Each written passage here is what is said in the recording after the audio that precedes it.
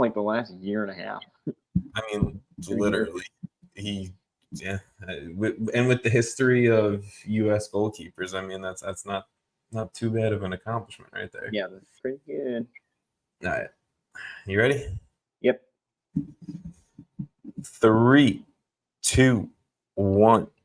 MLS Aces Podcast. This is your host, Tom Sweezy. We are joined again with Jason Vivang. This is episode 297. I don't know if I just said that. Might have repeated myself. The short-term memory is really happening lately. I don't think you repeated it. I think that was the first time you said it. You know, honestly, I'm feeling more like 51st Dates is like 10-second Tom as I get older. So, you know, that's just where I'm at. But Jason, how are you? I'm good, man. Just keeping busy, watching soccer. Summer of soccer, work doesn't seem to understand that. How dare they? Yeah, well, don't they know we've got multiple tournaments going on?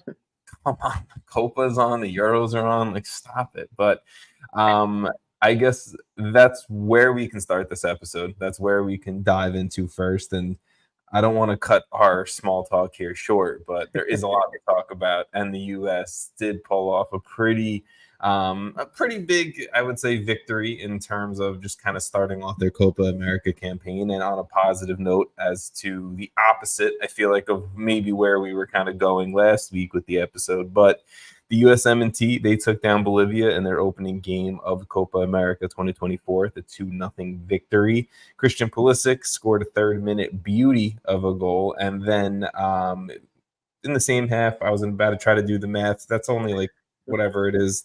39 minutes later, Florian Balogun scored to double the lead for the U.S., and Pulisic assisted on Balogun's goal there.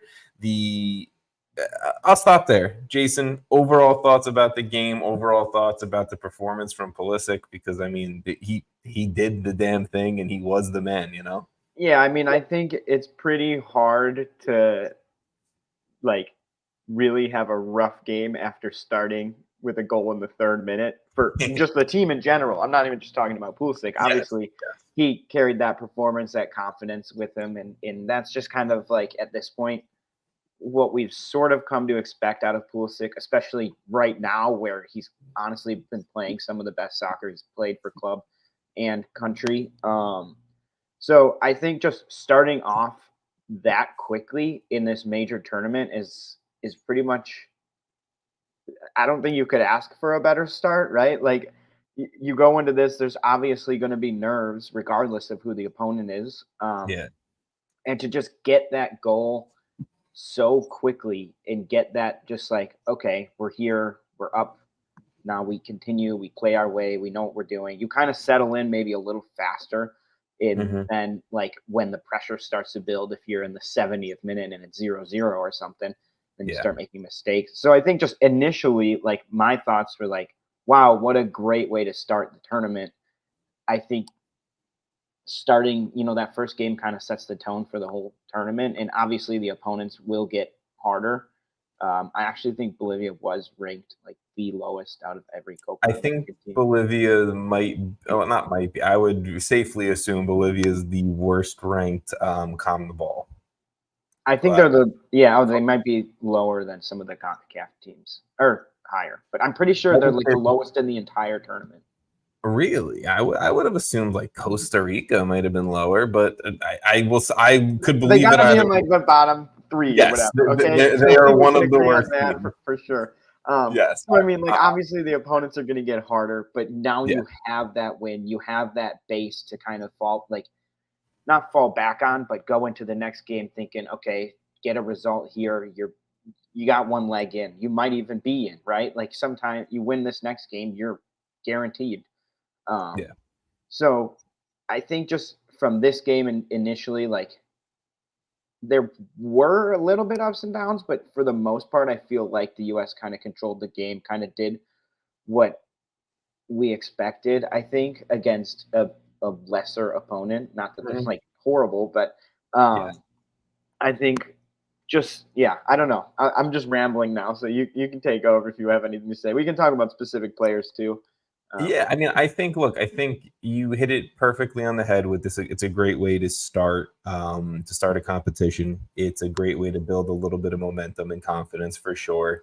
And doing it against one of the worst teams in the competition, no matter where they fall ranking wise, no matter, you know, where they are they're clearly at the bottom in terms of, you know, teams playing within this Copa America. So I'm happy. It was a shutout victory. I'm happy we won against the team we quote unquote should have. And I'm happy to see some of our guys, you know, playing a very strong game against Bolivia. And yes, setting us up into a case of we beat Panama tomorrow night, or if you're listening to this day of drop tonight, you know, we're moving on in the competition. So that is what this U.S. team is supposed to do. So I'm happy about it. I'm not going to overly sit here and be like, you know, great job, and overly say this is amazing, the world's amazing, whatever. We did what we're supposed to do, and I'm happy about that. I think if you could probably like take some criticism out of this, you could say like the finishing I think still needs to improve. And obviously we had two very nice finishes with the Pulisic goal and the Balogun goal. Very tough finishes, very, you know, clean goals. But I think outside of those obvious, you know, great finishing points, there was a lot of, and I want to single like major, like I feel like Balogun didn't have the best game until that goal. I think it's funny. It's funny quickly on Balogun. It's funny in the sense of like the dude is so talented for club, right? And yes, tactics are different and everything's different. And early on in this game, before he scored, just before the half, I'm like, yo, Balogun, he's killing me right now. Like, you have to put one of these chances away. And eventually he did, and he put away probably the most difficult finish. An incredible finish and chances that he did have. But I mean, look, I think that shows his skill level, his talent, and him deserving to be, at least an option for the starting striker for the U.S. But I would like to see a little bit more clinical finishing from him, from Pulisic, Weah, from everyone in that attack for sure. Yeah, I mean, I think like no one is really doubting Balogun's talent, right? And we've seen him do things like, just like you're saying, that goal that he scored was probably one of the most difficult finishes you could maybe get, like just across the goal, left-footed, with a defender right on him. Like, that's tough. But I think when you look at the game as a whole, it shouldn't have been a 2-0 win. It should have been a 4 or 5. And I think there were a couple I just want to give Bolivia's goalkeeper credit in the sense of the dude made some very good saves. So yes, continue with what you were saying. But like, if you look at one of those saves was the Pepe, basically straight into the goalie. Yeah. From what, 3 yards out, 5 yards out. It was like, a Pepe should have finished that for sure. It's a nice save, but it's more on Pepe messing that chance up than it is on the keeper for Bolivia making an amazing save, which he did. Fair enough. And yes, it's not just Pepe, it's not just Balogun, it's not just Weah or Reyna or whoever. The finishing across the board isn't good, and it hasn't been good if we're going to look at the Colombia game to the Brazil game to now this Bolivia game. So there are still major concerns for me from this U.S. team making a little bit of a run here. Well, the thing is, like, it worked here, right? You got 2 goals. You still were able to defend well. It's not going to be that easy. You can't, like, missed chances will come back to hurt you. And, like, sure, you got the win here in a game that you probably could have had at least 3 to 5 goals, and you ended up with 2. It's not going to be that easy against Uruguay. You might only get 3 great chances. And if you only score one of them and they put away theirs, then you're losing, right? So I think it's a little bit concerning, almost feels like the wrong word, but it is a little concerning because it's like, it's sort of a theme I've seen slowly. But yeah, I thought Anthony Robinson creating was incredible. I think Tim Weah, like you said, he still missed some chances, but again, he's just so good on that wing. Carrying the team, that's it. Yeah, that is just like every time he gets the ball, you're almost just expecting a great pass or a shot or some some way for that play to end in like a successful moment, right? Like a nice dribble, something about it. And I think there's like a lot of bright spots. Obviously, Pulisic being one. I mean, like defensively, I think there's a ton of bright spots, right? Like, yes, Anthony Robinson, outside of the offensive impact he brings, he was great for Fulham this year, and I think you're seeing that kind of continue to shine in the we're seeing a consistency out of him that we really never had at that position. And I mean, look, we still, outside of Anthony Robinson, we still don't have. We have one left back that I feel is totally comfortable and competent in, But it's just when I was watching with one of my friends, and I was like, there's something about Anthony Robinson that like almost gives me like zero risk. I feel like starting him. 100%. Like out of anyone in that entire team, it feels like he always is putting in the very consistent effort, very consistent, results.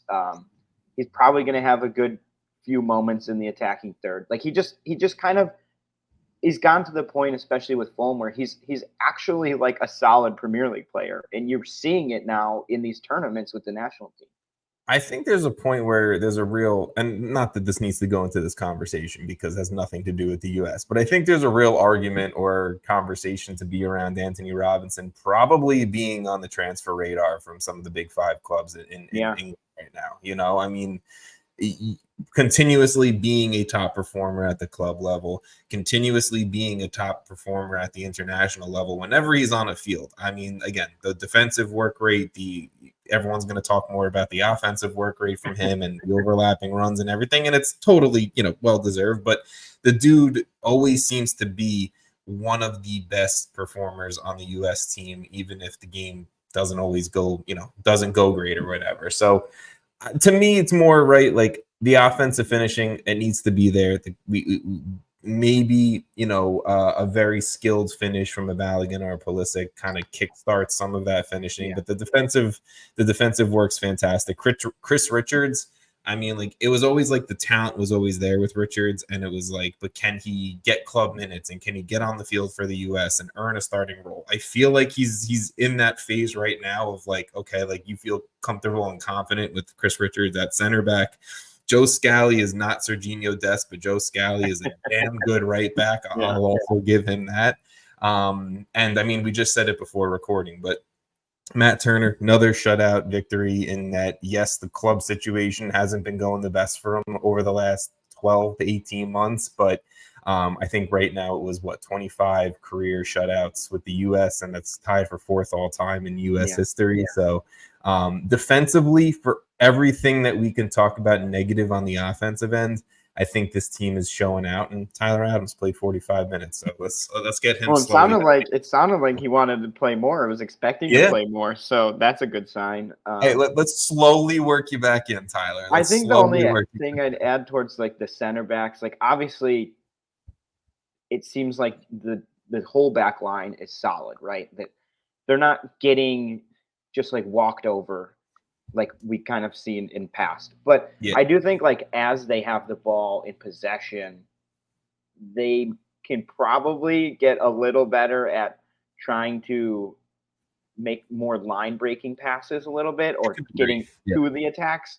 Like there's not I almost feel like a lot of the passing from the center backs, like Ream and Richards, is wouldn't that be lateral, kind of like side to side, not as much forward. And like obviously I'm not comparing any of them to like Virgil van Dijk, but obviously I watch a lot of Liverpool, and Van Dijk is amazing at putting that looping ball over to Salah on the wing. And if we had just somewhat of that ability, it would be incredible. Another example is like Abby Dalkamper for the women's side was always very good at, as a center back, putting the ball over the top and dropping it kind of behind the defense where, obviously the U.S. women's team has a lot of very fast attackers and runners in behind. And that worked really well. And I feel like that's one of the pieces that the U.S. might be missing, where it's like, just you have Weah, who like his first touch at times is like, oh my God, how did he do that? You have Pulisic, you have Reyna, you have Balogun. Like, these guys are really talented players who can make those runs. And I don't know if we're seeing that connection as much, where it's like the center backs have the ball. I don't always feel confident like it's going to be a quick attack, right? And I'm not necessarily needs to be that quick, but there's just like that variability that might be like an extra level to go to. I can agree with that. I mean, that's a Jason tactical breakdown right there. I like it. I mean, part of me is like, is it because of Tim Ream and his age that it's like you don't want to put a guy out on an island like that? You know, Yeah. Is it maybe if we saw like Cameron Carter-Vickers and Chris Richards, would we maybe see a little bit more vertical play out of them compared to trying to spray it out wide to Robinson, or like, you know, hopefully that creative piece comes from the midfield, from a Reyna or a McKennie. And I mean, Weston McKennie was a little absent, was a little head down, sluggish in this. I feel like Weston McKennie's sort of trying to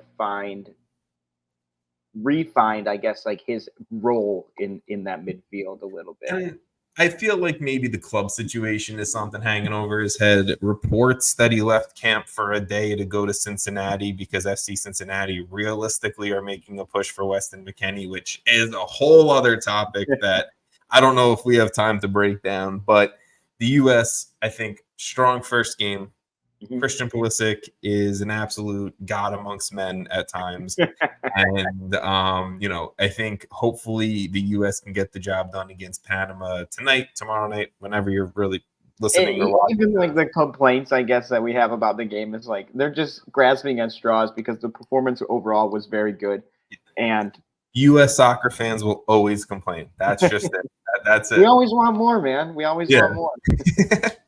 But I gave some love to Matt Turner for, you know, his accomplishment with the 25 career shutouts. But Christian Pulisic has become the fastest American male to score 30 career international goals in 69 appearances. He is tied 5th all time with Brian McBride, and I think he only sits 29 back now of Landon Donovan and Clint Dempsey for that all-time 59 goal accomplishment. And he's only 25. Realistically, we could see another decade of Christian Pulisic we could see him shatter that potentially. I think, and I mean, look, injuries happen, life happens, all this stuff happens. You can't always guarantee it, but knock on wood, hopefully we do get another decade of Pulisic at a high level. It feels like he's just reaching his prime right now, just entering, right? Like, it's like when he was his first, his second season with Chelsea, I was like, okay, this is it. Like, this is when he scored against Liverpool, I think in the Champions League, or just late in the season. I was like, oh man, I can't even be mad. Pulisic is crazy. And now apparently AC Milan's just unlocked him. So let's just keep going. Let's keep going with it. Please, no injuries, please. Exactly. But let's give some love to our northern neighbors. Let's go over to Canada and what they've done so far in Copa America. They're in Group A, so they've played 2 games so far at time of recording. We did see Argentina take down Canada 2-0 in that opening match. Messi, of course, with the assist to Lautaro Martinez. And I mean, to me, it was, even though it was a 2-0 scoreline, just like we're saying on the other side with Bolivia, it was key performances from Canada, like certain Canadian players that I feel like really push them to only keep that a 2-0 finish and keep it as strong of a performance as it was, which is a testament to Moise, Bombito, Maxime Crepeau, and a few other guys on that team. But I think the more important thing for us to talk about is their second game against Peru. Canada, they do pick up their first ever Copa America win and score their first ever Copa America goal with a 1-0 win over Peru. It was a 59th minute red card from Portland Timbers center back Miguel Araujo, so shout out, MLS there. But in the 74th minute, we did get a Jonathan David goal for Canada. It was assisted by Nashville SC winger Jacob Schaffelberg. Now, Schaffelberg's definitely getting down a skill. You know how in FIFA, you got the skill moves that was just certain players level. Whatever. Yeah, certain players were just they got their own skill move in the game. The Jacob Schaffelberg transition, ping a ball into the middle of the field and him falling down as he does it. He's doing it he's doing it with Hani at Nashville. Now he's doing it with Jonathan David for Canada. But Jonathan David did score. Canada right now are in second place through 2 games.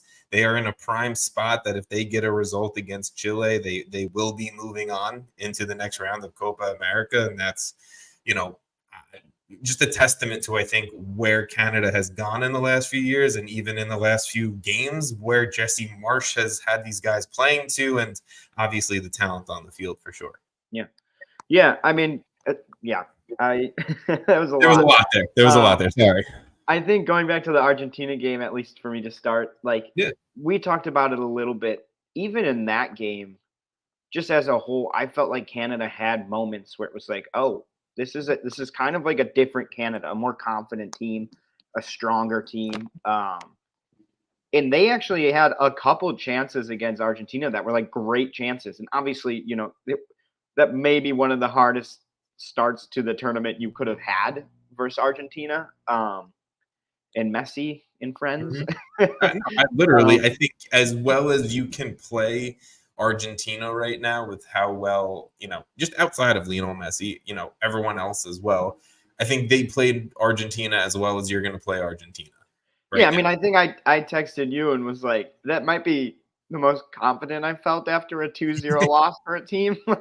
There was so much, I think, to obviously a 2-0 loss sucks, but there was a lot that you could look at and be like, okay, that was that 5 minutes was really good, or that chance was really good. And they created that against, a top, arguably the number 1 team in the whole tournament.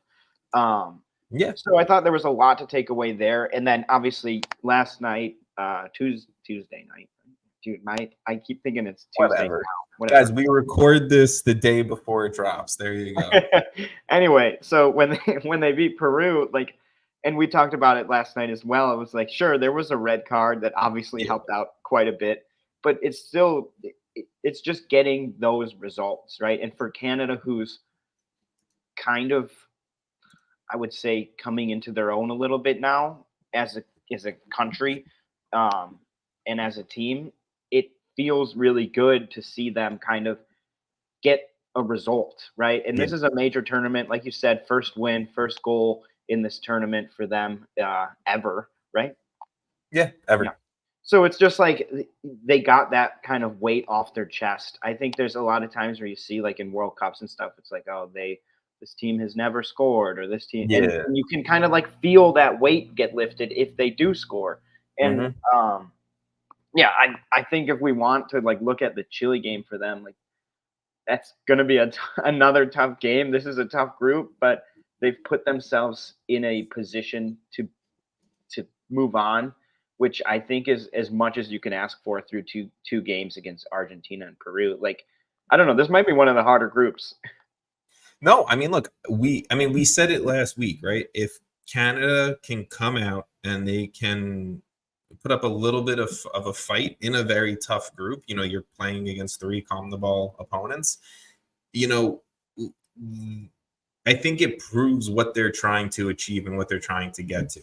I think it's easy to try to shove Canada into a category of okay, they have Alphonso Davies. Okay, they have Jonathan David. Okay, they're, the rest of the team is either starting 11 guys or a Steven Eustáquio who's balling out in Portugal. They got Dane St. Clair on the bench. I love that guy. But that's what I'm saying is I think it's easy to be they have all these names and it's great. But to the point of Canada hasn't really broken out the larger soccer world until recently. So these are going to be the competitions where they need to, take those steps forward. Just like we're saying with the U.S. Does the U.S. want to take them steps forward as being a top, soccer country? Canada needs to take the steps forward into being recognized as a legitimate soccer country. And a competition like this and performances like this are key to Canada doing that. And look, you can talk about the Netherlands 4-0 loss was bad. The France 0-0 draw was a solid performance, I thought. The Argentina 2-0 loss was a solid performance. They got the job done in Peru. They, like you said, broke some history there. Now let's get the job done against Chile. Let's show South America, North America, and even, obviously the fans over in Asia, Africa, and Europe who watch this competition because it's a large competition. Let's show them like, okay, maybe Canada with the few names that we know and some of these MLS guys and whatever, like that they're good competition. That's it. I think that's all they need to prove, I think if you're a Canadian fan or whatever, like all you want is to see is more growth in year over year. Just like us with the US team. We want to see improvement in actual like results. And I think with Canada, it's already clear as day, like they've already made such a leap from where they were even at, 2-3 years ago. So 100%. And we haven't even seen Alphonso Davies do something crazy yet, like it's still a possibility. 100%. So yeah, they have big names now, like you're saying, on their team. They have probably a little bit, with that comes a little bit higher expectations. And I personally feel like, the results are a little bit up and down at times, like you said, with the Netherlands result, with the France result, now starting this Copa. But I don't know. We have the luxury on the U.S. side of like these guys have been together now, for a long time. Our starting 11 has played a lot of games together. Yeah. For, that group. And I don't know. I don't feel like Canada has that same consistency yet. But to me, it's just like everything we've seen is just growth, and they've gotten a lot better.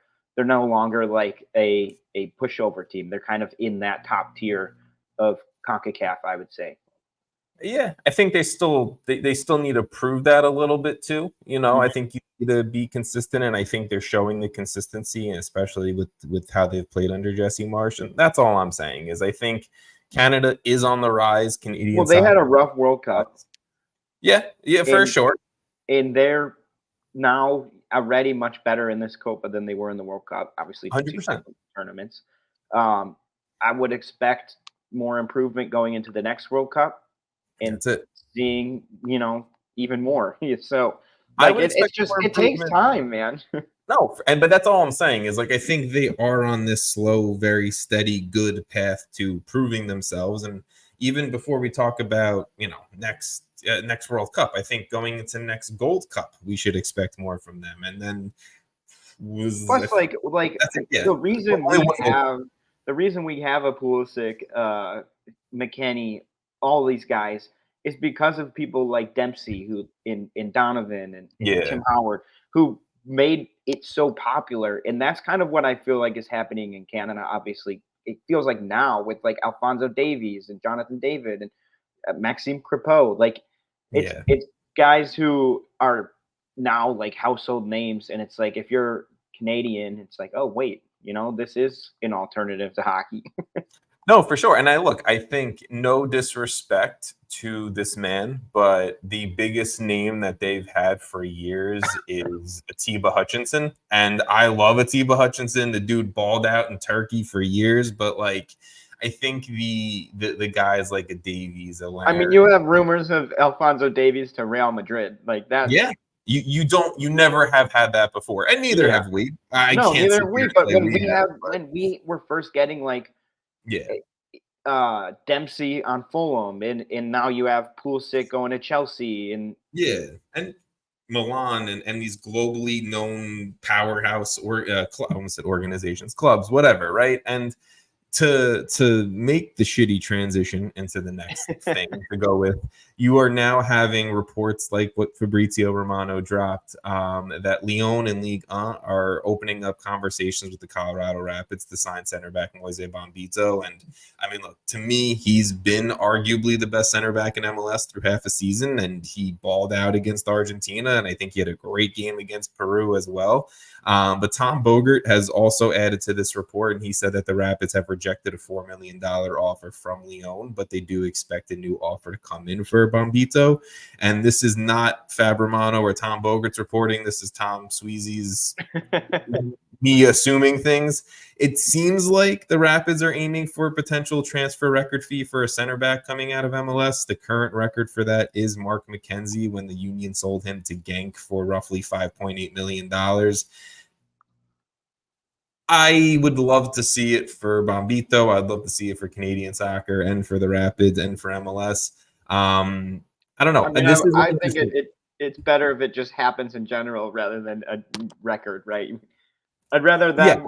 it happen and it not be a record than it doesn't happen at But all. they 'Cause have to have some. They have to have some kind of inclination right. that Leon's willing to pay more than $4 million for him, though. Well, I mean, like you said, the talent is obviously there, and you have a benchmark kind of with McKenzie as the current record. So it's like Yeah. knowing those two things, then you kind of just have to evaluate it based off of that, see what they Yeah. are willing to pay, and like that's why it keeps getting more and more because it's like, well, do you value, Leon? Do you value him and do you want him? Like, go out and get him. So, and like you're Yeah. saying, it'd be awesome. Like just another name, like we're talking about with Canada in general, just growth. Exactly. And I mean, look, Leon, they're not a schlub. I don't know the right word there, but of a known soccer team globally. So it would be cool to see a Colorado Rapids For to the Leon. Rapids, Yeah. they're starting to find their footing quite well. I feel like the Rapids, not that I'm fully aware of off the top of my head, they haven't had many big time transfers to Europe where they made a bunch of money. So I feel like this would be up there. I could probably do some research to see, but this might be up there for their own personal transfer sale. So, shout out them, shout out the MLS Super Draft. You still get the Moise Bombitos out there of the world. And to quickly kind of cover this other potentially Leon transfer rumor. There's a little bit to get to Leon here, but we do have an update in the Thiago Almada transfer situation. Eagle Football Holdings, which is a kind of global soccer group, is putting together a $20 million offer to Atlanta for Thiago Almada.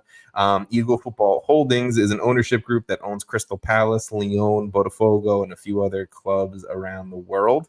According to some reports that I've seen online, the plan is for Almada to sign with Eagle Football Holdings, go down, sign with Botafogo down in Brazil, play there until December, and then in, I guess, the winter transfer window, make the move over to Lyon in Ligue 1 in France. A little bit of a disappointing what seems to be an end here for Almada. Georgia just scored in the 3rd minute against Portugal. Wow. But like $20 million, like not that that's any type of money to scoff at for Major League Soccer terms, but we were expecting the transfer record and all that stuff and La Liga and all this, but it's like 20 million. Then he's going to Brazil. Then he's going to Lyon. Like that's not how I feel like Atlanta. Well, I mean, if he ends up in Lyon in December, like I'm not gonna. It's more of just like get him playing time and then move him when they can. Why not just have him play in Atlanta till the end of the year and then go? Yeah, it would make more sense. But go to Lyon. But I don't know. To me, like it is disappointing, but it's mainly like Atlanta feels like they kind of missed their window of selling him at the highest point, and maybe they were always asking for more than teams were willing to pay, and now it's kind of brought back down to earth. I mean, I think we've talked about him so much over the last couple of years for good reason too. I mean, this guy is an incredible talent. He's a World Cup winner. And we all know what he can do and what he can do out there. So I don't know. I think Atlanta are in kind of a weird position with the Giacomakis out and now Almada potentially out. It's going to be a different Atlanta on that field, but I don't know. I hope it doesn't hurt. Like, I don't know, it seems selfish with us. Like, I want Caleb Wiley to keep playing with Almada. Wiley's gone. I liked all those pairings, but whatever, I mean, look, I feel like this is probably how Atlanta didn't envision this going. They probably envisioned Pineda working out and Giacomakis, being their DP striker to lead them to an MLS Cup and Almada turning into that, best player in the league, $30 million sale to big name club in Europe, like this is not how I don't know anything, but this is not how Atlanta envisioned this to go. I can almost promise that. It is a little sad. At the end of the day, though, Atlanta is still getting $20 million, and they're going to probably make that big splash for that next player, as we've seen countless times with this group, you know? It is So kind of weird to me, like reading the headline, like Eagle Football Holdings. What? yeah, when I saw that, I was like, who the Like, fuck is what team is this? Yeah, I mean, look, it is a pathway. At the end of the day, it is a pathway for Almada to go play for a Lyon, a Crystal Palace, one of, in a top league in the world, and figuring that out. But I honestly could see him having success at Palace, but yeah, he could. The kid is extremely talented, and he's still a kid, and that's the thing that it's like that I feel like we're at, but. Almada will have his career. That actually is insane. Yeah, and look, I think he'll have an international career. I think he will have a very successful club career. I just don't think this is the way anyone in MLS, I don't think he probably wanted it to end this way either. I think there was a point in there where we were all like, "Oh my God, is this arguably one of the best players MLS could see?" There's a point where we were going like Atletico Madrid, like they want him for like 28 million or something. It was it's just who cares about the MVP race? It's already hit. Literally, he's not going to be here till the summer. In the summer, whatever. We move on. A quick Euros update as I give you guys the Georgia Portugal score. Oh, that one. I'll quickly roll through this. I don't want to torture you even more, Jason. But Chicago Fire midfielder Xherdan Shaqiri in Switzerland, they move on into the knockout round after finishing second in Group A. And we did live commentate the Shaqiri goal last week and his goal against Scotland. We didn't know at the time, but it did make MLS history as he became the first active MLS player to score at the Euros. He's an active MLS player? I mean, apparently. I would say he's like he's not very active on the field. I'll roll through some of these other ones quickly too. Philadelphia Union midfielder Daniel Gazdag and Hungary advance into the knockout round. I think the third place teams all still need to finish up, but I think Hungary are pretty safe. I think it is confirmed now. I thought the results in the second game today had some type of determination. Croatia officially didn't make it. Oh, yeah, you're good then. Okay, yeah. So Philadelphia Union midfielder Daniel Gazdag in Hungary, they advance into the knockout round of the Euros after finishing third in their group, but they're part of the third place teams that are going to advance. Same with Orlando City defender David Bracalo and Slovenia, and also same with New England Revolution goalkeeper Henrik Ravas and Slovakia, as they all kind of finish in that third place team to move on. And then obviously the last one, LAFC striker Olivier Giroud in France, they advanced to the knockout round after they finished second in Group Austria, though, looking incredible. Hey, bro, that some of these groups obviously have not finished how I think many people expected it, but I'm loving it. It's been fun. Me as fans of soccer in CONCACAF, bring me chaos. That's what I want. Late goals. A lot of late goals in this tournament. A lot of late goals, a lot of own goals. I think own goal is still leading the competition. Bangers. Yeah.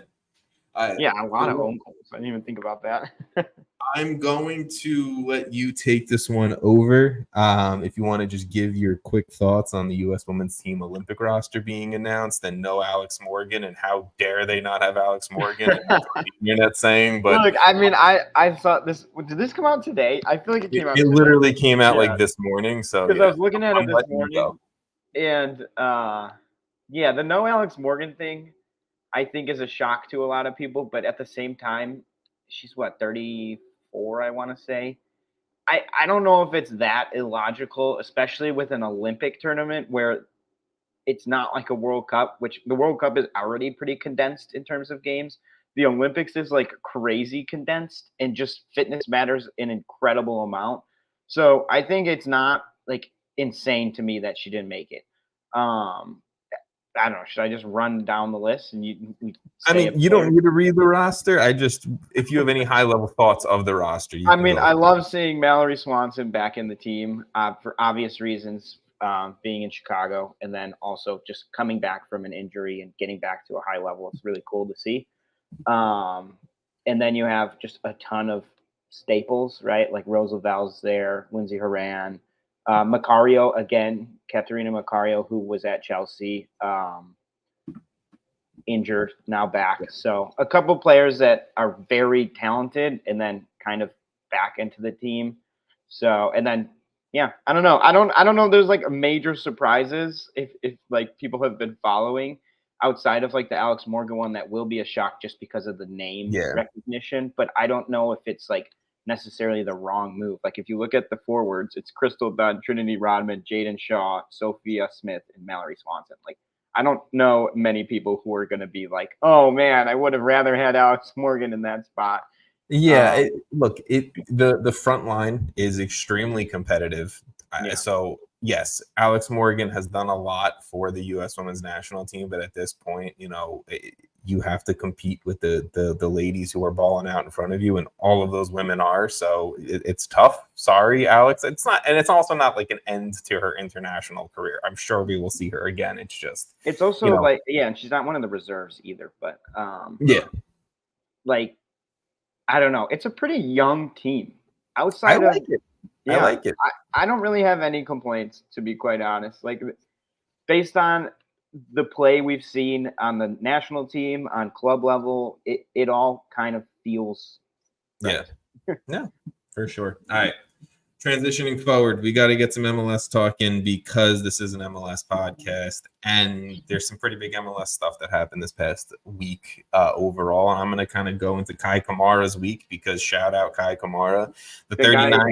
I mean, you can't tell me we couldn't use him still on the fire. Like get out of here. You can't tell me that when I was calling for NYCFC to sign him like 2 years ago when he was a free agent. You can't tell me that when I said Tom Barlow, why didn't we just keep Kei Kamara? That's it. Why didn't he want to stay? No offense, Tom Barlow. No offense. Yeah, but I don't mean any offense by it. I just really love Kei Kamara. Tom Barlow and the dude who is now currently second all time in MLS scoring. But the 39-year-old Kei Kamara, he scored midweek to secure a road point for LAFC against Austin FC, a 1-1 game. The goal tied Kei Kamara for second all time with Landon Donovan at 145 career MLS goals. Then, a few days later, weekend, LAFC dominates San Jose 6-2.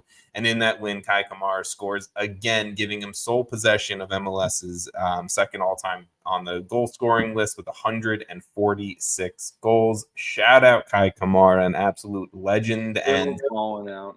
I think a dude who I would say maybe doesn't get enough love and appreciation for how I don't even think it's close. I feel like if you told people that he was second all time in goals, they'd be like, "What?" Yeah, like I feel like you might get like the absolute like person who knows nothing about MLS is going to be like Landon Donovan for sure. You're going to get the casual that probably knows about Chris Wondolowski and could probably say that. Probably knows him more for, his UF miss, but whatever. Oh, man. You are not going to get a casual fan who knows how good Kei Kamara has been. And that is an absolute travesty because this dude, I mean, he's crazy. He's scored and he's a baller. He's been on so many teams. And I almost feel like that sort of plays into it. You don't expect someone who's that high level of a scorer to be second most in the history of the league to have kind of been, I don't want to say passed around, but like just moved around as much as he has. And I almost feel like that sort of plays into that narrative where it's like Landon Donovan is like known for being a Galaxy player. Chris Wondolowski, San Jose, like Kei Kamara. I don't know if he has like this is exactly how I remember him in this shirt, So it might be a little bit more spread out. He has scored for 11 different MLS teams. I was counting as you were talking there. But I did hear you. To me, Kei Kamara, and this is maybe just shows I feel like how long I've probably covered MLS. I will always remember him as either a Crew or a Sporting Kansas City player. Like Kei Kamara with like Ethan Finley and like Will Trapp in like that Crew teams. Like that was like the Crew is probably that's a pretty good shout out. I do feel like when you have a guy who's played on that many teams, though, your mind doesn't go to elite, right? Elite at this certain aspect. Where I can agree with that. He kind of is elite, but it's just like he was also on so many teams that's like what I don't know. Personally, I think both of us know how good he is. I think people who are maybe surprised by the fact that he's just now broken the record to be second all time. Yeah. Like that might be why. And look, he's not going to touch Wondolowski's at this point. I don't know how much. 20, 25 more or something. What is He's he at? 20. 146. He's at 146. 22 more. 176. Unless 40-year-old Kei Kamara is It's an absolutely absolute menace. nuts in the next 18 months to 24 months, then Hey, I if he stays on LAFC and they start cooking like that, yeah, he just needs to be Olivier Giroud's just backup, right, when he comes in. But no, absolute look, elite backup, by the way. they do 100%. So he will play still, and hopefully he can add a few more to that second all-time list there. Hopefully he can hit 150. 150 would be a cool number. But shout out Kei. Speaking of the crew, we also had an Aidan Morris crying on the field moment where he did have his last game for Columbus. It isn't official in terms of I was looking that up before the episode. It hasn't been announced yet, but it is almost confirmed that I would say him getting subbed off in the 60th and crying and the fans to like a standing ovation. This is the last game. But he did have. It's gonna be real awkward if that doesn't. He's starting next game. But yeah, no. Aidan Morris is now officially gone to Middlesbrough in the championship. So Aidan Morris, I mean. Did we talk about it on the podcast? I feel like we did. We did briefly, but like just to add to it, it's like I was talking to one of my friends and I was like, yeah, you know Aidan Morris. And he's like, no, I don't really know. You know, he doesn't watch a ton of MLS, but he's mainly in the U.S. soccer scene, paying attention to the abroad guys and stuff. And I'm like, dude, like, he's so good. Like, I don't know. Like, this is crazy. And like, I think a lot of U.S. fans who maybe aren't as into the MLS as, you know, many MLS fans are, like they might not know as like a 22-year-old Aidan Morris going to Europe is like such a big deal, in the fact that I feel like he's already got so much experience that it blows my mind. He's still 22 is incredible, honestly, for him. Like, it feels like this transfer is the right way to do it for him. For sure. I mean, look, just to kind of give a quick recap of what he's done in Columbus. He's a two-time MLS, and yes, he's 22 years old. He's a two-time MLS Cup champion. He's an MLS All-Star. He has gotten into the U.S. men's national team. He has 5 appearances for the senior team. He has over 100 games played for the crew, 7 goals, 11 assists, all from a more defensive midfield position. You know, he's played in some of the biggest games, including, like I said, MLS Cups and CONCACAF Champion Cup finals and all of that. And, you know, it is well-deserving. Like his breakout game, that first MLS Cup? Yeah, when he had to step up and he played a great game and they won MLS Cup. Yeah, he's been such a lockdown guy for a long time now. Yeah, he had his breakout game in the championship game and just hasn't given up that position. It's like a 19 or 20-year-old. Yeah, it's ridiculous. So just shout out Aidan Morris. Congratulations on your move as well. I am going to roll through some of these. Anymore. What'd you say? I said friend of the pod. Friends of the pod. Friends of the pod. I'm going to roll through some of these transfers. You stop me if you have something you want to say, and then we'll finish it up. Austin FC, they've signed center back Olkesandr Svatok from Ukrainian club Dnipro. The 29-year-old does have 6 caps for Ukraine and was part of this Ukraine squad that just got eliminated from the Euros, but put in a very strong performance. Svatok just went 81 minutes today, day of recording, I'm pretty sure. So shout out to him there. But he does have 233 career games between Ukraine and Croatia's top divisions. I mean, look, Austin FC, they need center back help. They that's something that's been a key thing that I feel like they've been trying to figure out for the last like 2 seasons now. And hopefully this guy can come in and be at least a solid center back on that line. You keep talking about Austin FC week to week making big moves, and they're doing it. They're continuing to do it, and they're finding a decent amount of success currently. So yeah, hey, you have to trust the new general manager, and we've said this, and I've said this for the last few months. I will give this man a few transfer windows before I start judging, and he's doing it, and I will give him all the credit for that. But CF Montreal, they had announced the transfer this morning. They've sold striker Chinoso Offor to a Bulgarian club, FC Arda Kardzali. The 24-year-old has been on loan in Bulgaria since February, where he does have 5 goal contributions in 11 games. So I guess, proven himself enough That is a in name I did Bulgaria. not expect to hear again. I I kind of was so forgot. excited for him on the Fire. Remember that season going in? I was like, dude, back up Chinoso, Offor, watching him. He He's was good, like man. 20. Yeah, he was like 20. I mean, and then shit happens, shit happens. I But was so excited, and I mean, he was unlucky that he was in Chicago he during the made Tar Cages. We're still he in. didn't produce the best in MLS. I'm not going to sit No. here and say that as a striker, only 7 goals in 78 games isn't the best. But He was not on any of the best teams. no, also fair enough there. I hope he finds success in Bulgaria. That's what I'll say about Chinoso for. Another big one here, the Red Bulls, they've transferred center midfielder Frankie Amaya to Toluca FC in Liga MX. The 23-year-old has a goal and 2 assists this season for the Red Bulls across his 20 games played. He has had a pretty long MLS career at this point, which is wild to say, between the Red Bulls and FC Cincinnati, where he's has finished with 147 games, closing in on that 150 mark. But Tom Bogert has reported that this deal is going to be worth about $3.5 million up front with some add-ons as well. And got to give some shout out to Queen City Press and Laurel Pfeiffer there, who has definitely noted that FC Cincinnati are going to receive a 15% sell-on percentage as part of Amaya's transfer from Cincy to the Red Bulls back in the day, a few years ago now. And 15% of $3.5 million is $525,000. So Cincinnati going to get a little bit of a payday for this deal as well. You have any Amaya takes here?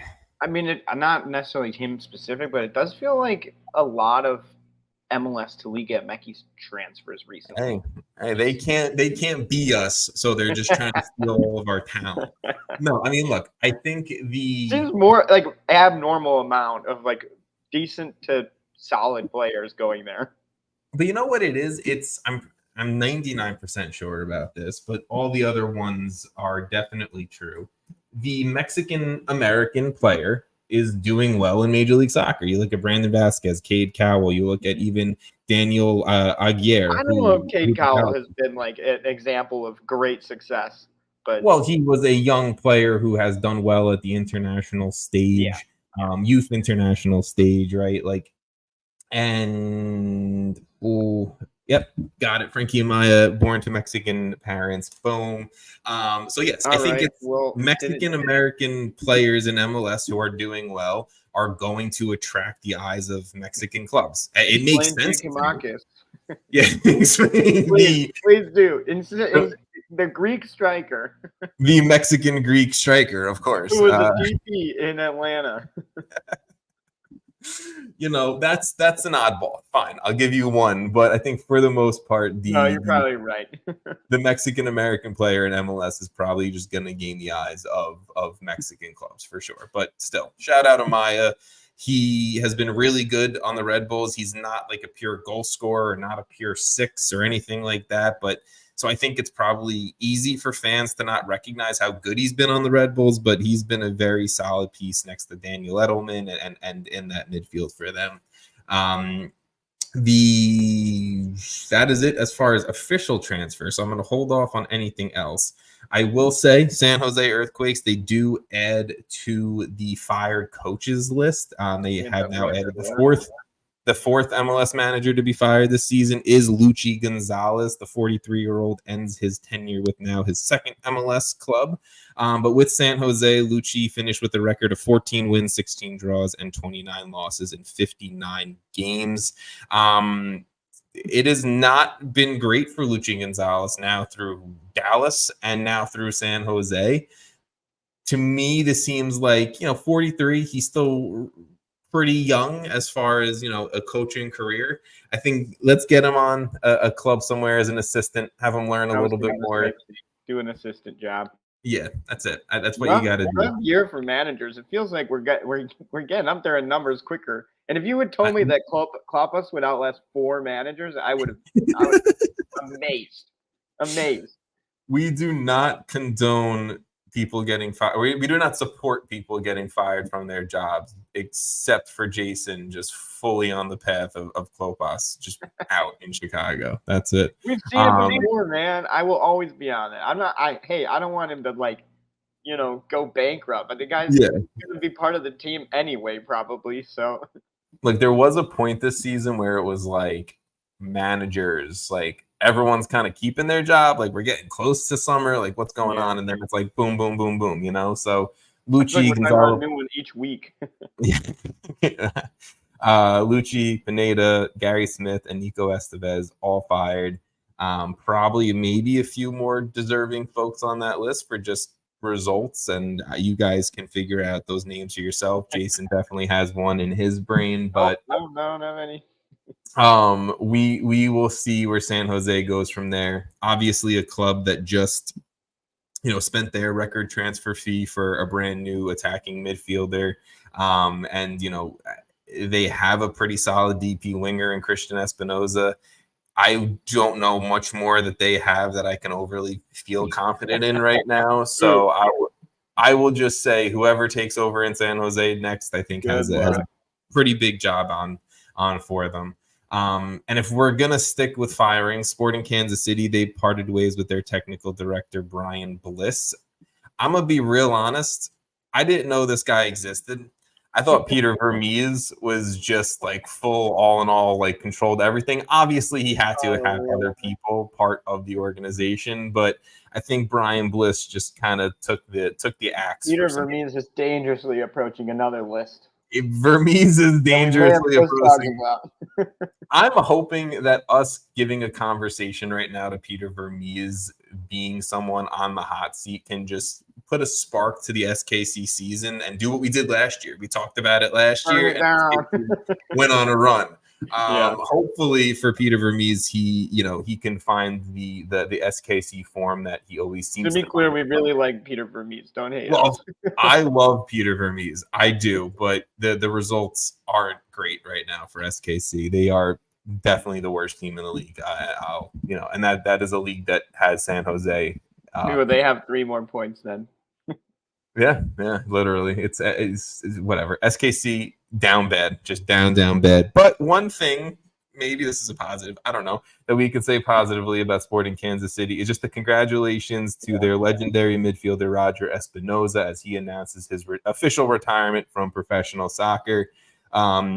Espinoza, in 13 seasons with Sporting Kansas City, played 396 games, scoring 14 goals and 32 assists. He won an MLS Cup. He won 3 U.S. Open Cups. He was one of the dudes back in the day before MLS, I think, hit the transfer point that we're so used to seeing now, that got a move to England. He went to Wigan, where he won an FA Cup. He was able to play in the Premier League. He was able to play in the Euros. He also made, plenty of appearances, 52 for Honduras, scoring 4 times, assisting on 2 goals there as well. He was a player that felt like was before his time. And I mean, like, you want to talk about a dude that if your team was playing against, you were pissed off watching. Roger Espinoza pissed off the opposing team. He was such a talented guy, and just a congratulations to him on an amazing. 396 MLS games is just an insane number. Like, it's gonna piss me off. Couldn't just get 4 more, right? Yeah, really? Just put him out there for 4 more and then let him retire. I mean, whatever. Still, Espinoza, great. He is a great player. I forget Wigan Athletic like remotely recently won an FA Cup until I think about Roger Espinoza going over, like him playing in that FA Cup final and everything like that. So still, just shout out Roger Espinoza. Yeah. In a long episode, not even a long episode. Games of the week. I was gonna say in a long episode with a lot of news that we covered everything, and I'm impressed that we covered everything. I need you, Jason, to finish up with your games of the week. We have 3 this week because this is a good week. So you can haven't even checked out the schedule, so I got to look. Favorite one. Okay. I have on here. What is it? Inter-conference. That means both conference versus conference. Yeah. Okay. Houston Dynamo versus Charlotte in Houston. I think should be a good one. What do you say? It's not interconference. Interconference would be in the same conference. Yeah, I don't know what the word is. Okay, I'm not perfect with words. Outer conference. I don't think that's it either. Okay. I Well, do anyway, like Houston Charlotte though. I do like that. and then we have two interconference games, both in the West, both with somewhat playoff seeding applications earlier, kind of midway through the season, right? Early. Yeah. We have LAFC versus Colorado in LA. Yeah. Coming off of a big win for LA, obviously. Colorado, still up there. That's I think Colorado's playing well. Playing 1v4 there, but there's a three-way tie for first, so that's getting interesting. And then the final one was Portland, Minnesota. I think teams that are literally one spot away from each other, 2 points away from each other in the standings. Hopefully some fireworks there. No, Portland's on the up. Minnesota's struggling a little bit. There's a lot of good games this weekend, though. Dang. That's what I'm saying, dude. This is a good week. Even like New England hosting Columbus. New England's on a little bit of an unbeaten streak themselves. They're kind of fighting out of the basement. Columbus is obviously still Columbus. Vancouver, St. Louis, kind of an interesting one. That really doesn't tickle the fancy. Nashville, Miami. Nashville's that one I'm like, Really? Nashville's killing it since. I mean, they're going back to their defensive ball, but whatever. It is what it is. They're still playing well. I don't know. There are a lot of good games this weekend for sure. There is, another Cali Classico, even though San Jose down bad. But, Ricky Pooch, if you guys haven't seen, go follow Ricky Pooch on Twitter. He is definitely posting receipts. He has receipts of where the MLS pundits over at MLSsoccer.com picked the Galaxy to finish in this season, so he's posting it. I love it. I love Petty Pooch. That's what I'm gonna go with. I personally think you allowed too many goals still. Yeah, Ricky, I don't think you're that good, Ricky. Let's see. Okay, I'm not saying that. I'm not saying that. Their attack is clearly incredible, but goals allowed. Jason thinks you're great, Ricky. I think you could be much better. I think you need to get your defense in shape. Maybe start tracking back a little bit more. You're not Thiago Almada. Stop it. Stuff like that. But that's how we're going to finish the episode. Slandering Ricky Pooch. We love you.